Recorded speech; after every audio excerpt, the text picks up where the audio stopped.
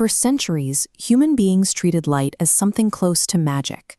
Slowly, early physicists began to measure it, eventually proving that it behaves as both a wave and a particle, an insight that remains one of the strangest in modern science. Yet major questions lingered. By the early 20th century, the prevailing consensus was that when light passes through matter, it simply scatters.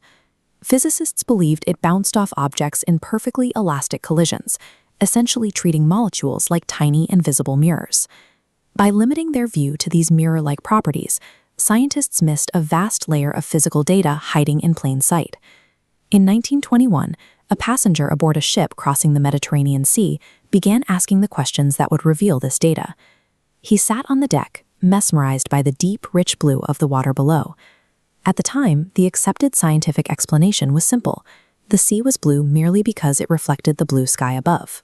This passenger, however, found that answer unsatisfying. He hypothesized that the light was physically interacting with the water molecules themselves, and that the water was somehow altering the light passing through it.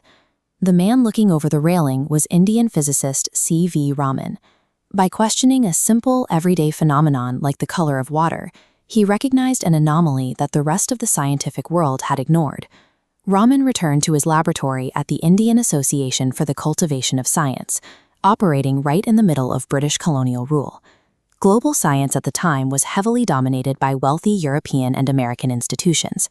Groundbreaking physics was expected to require massive funding and international prestige, luxuries that an underfunded colonial facility simply did not possess. Raman and his students compensated with precise, careful observation. They passed narrow beams of monochromatic, or single color, light through transparent liquids and crystals, and then analyzed the scattered rays using spectrographs. When they looked at the results, faint new colors appeared alongside the original beam. The light emerging from the liquid had slightly different wavelengths than the light going in. The team dismantled the long-held assumption about scattering.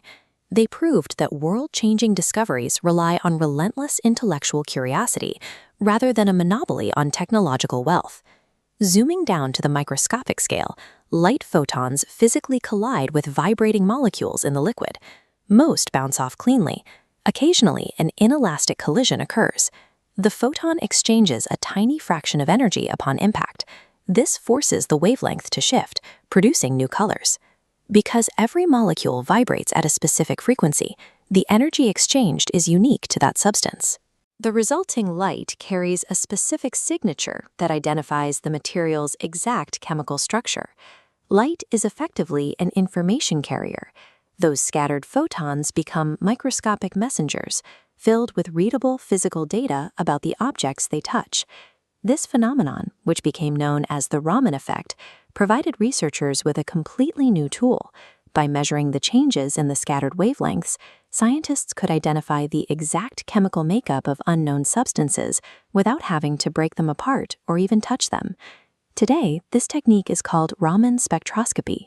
It is used in forensic investigations, in pharmaceutical labs to test drugs, and to scan compounds for cancer. This technology scales well beyond our Earth.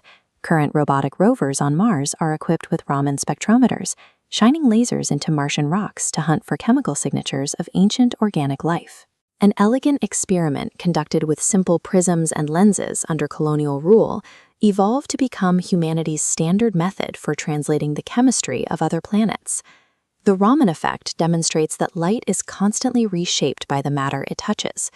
The colors we see represent a history of how photons and molecules have physically exchanged energy.